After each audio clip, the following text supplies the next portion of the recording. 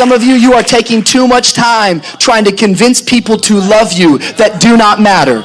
Some of you are taking way too much time tolerating and trying to get people engaged that don't matter, that don't care, that are never ever going to help you get into your destiny.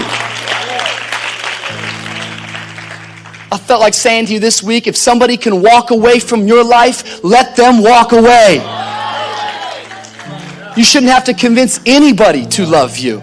If they can walk, let them go. If they leave you, it means they're not attached to your future. When people can walk away from you, let them walk. I don't want you to try to talk another person into staying with you, loving you, calling you, caring about you, coming to see you, staying attached to you. I mean, hang up the phone. When people can walk away from you, let them walk. I don't care how wonderful they are. I don't care how attracted you are to them. I don't care what they did for you 20 years ago. I don't care what the situation is. When people can walk away from you, let them walk. Because your destiny is not tied to the person who left.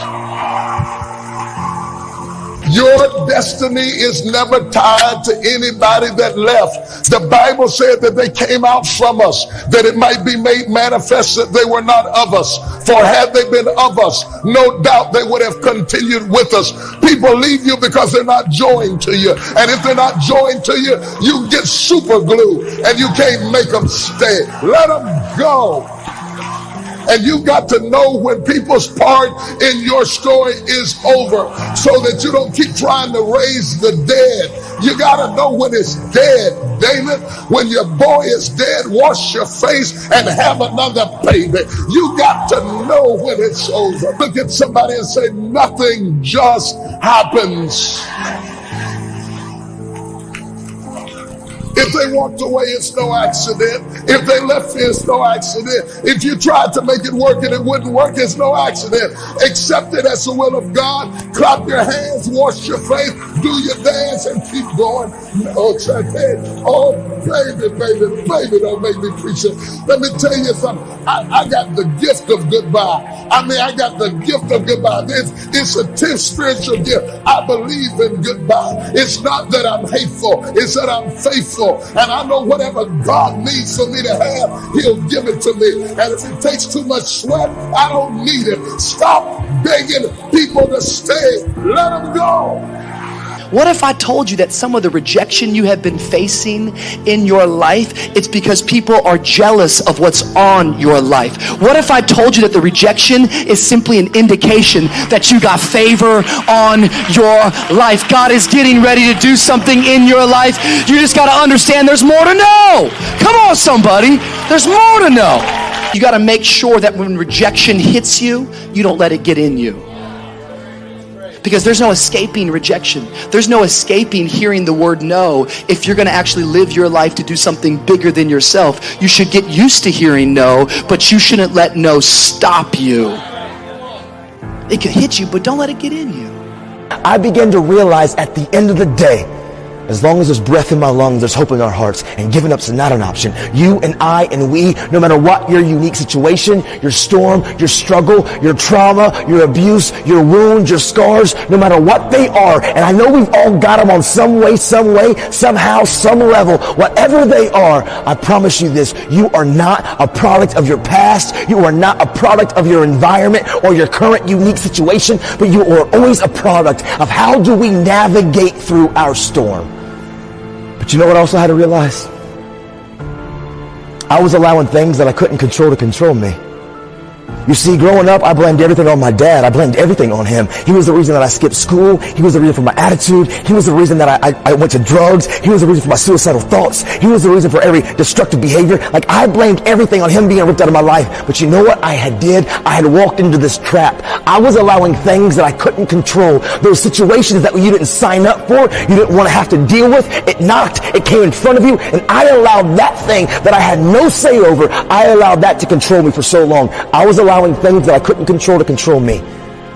And I had to realize I had to take control of what I can only control. I can't control what you think, what you say, or how you treat me. I can't always control the situations, the struggles, the adversities, the abuses, the hurts, the pains that others have caused me, but I can always control how I react, how I respond, and what I do. I had to take control of me, control what you can control. And truthfully, the first thing that I had to do, which was the most difficult thing that I had to do, I had to realize the anger, the rage, the hurt, the frustration, the pain that I had towards my dad, I had to let it go. And I was scared to let it go because I had so much identity tied up in my wounds. But I had to learn I am more than my struggle. I am more than my wound. I have to let it go. Letting it go and forgiving him didn't justify it, didn't make it right for him. But if a family could forgive me for taking the life of their daughter, how could I continue to understand this, that the anger, the frustration, the madness, the pain that I had towards my dad, it was only poisoning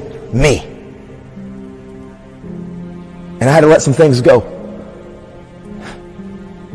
And that's a challenge. Because for so long, that pain, that wound, it really became like a safety net for me. Because it was my go-to. It was my reason for all of my struggles.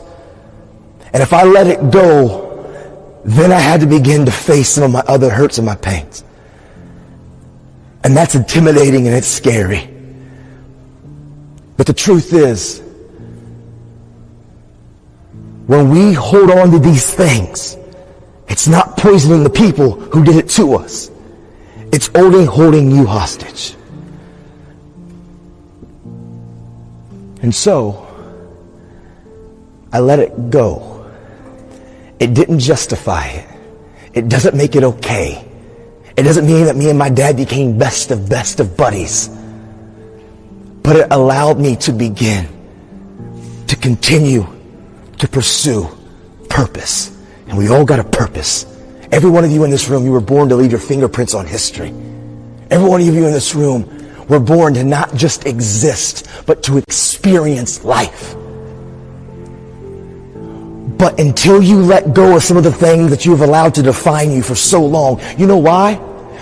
Sometimes we can't change and we can't overcome the suicidal thoughts, the self-injuring mentality, our anger, our rage, our wounds, because all you have been doing for so long, you're consumed by it. All you do is focus on it. It's everything about you. And what you feed and what you focus on, what you feed grows and what you focus on magnifies. And I realized if I stopped being consumed about that, but found the courage to let it go and stop being self-absorbed, but begin to walk even while I was still wounded, begin to move towards my dream. And I realized what I give away, I get to keep. And I started looking to my friends, my peers, my community of other people with storms and struggles. And I began to recognize what gave me real worth, real passion. What helped me really overcome is this: giving. What you give away, you get to keep. When I started having empathy towards my friends, being of somebody that would listen, getting involved in other people's situations and helping them. Why does that help me? Because it took my eyes off my struggle and it put my eyes on beginning to help others. And when I helped others, it gave me real self-worth, real self-value. What you give away, you get to keep.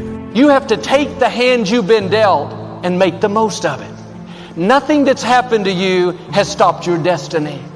That person that did you wrong, they walked away. It may have been painful, but they didn't ruin your life. They don't have that much power. If they could stop God's plan, they would be bigger than God. Don't let one bad break, one injustice, one difficult season cause you to be sour, have a chip on your shoulder. When we go through loss, things we don't understand, that victim mentality will always come knocking at the door. We have to make the choice.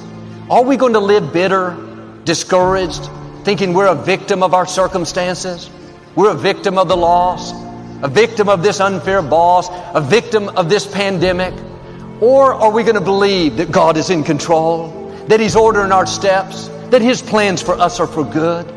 Instead of having a victim mentality, switch over to a victor mentality. That bad break is not how your story ends. The loss, the sickness, the injustice is not going to limit the rest of your life. God said in Isaiah, He will pay you back double for the unfair things that have happened. If you're going to see the double, you have to know that God is going to make it up to you. It may be unfair, but God is a just God. He saw what happened. He knows who hurt you, what you lost, what you're struggling with.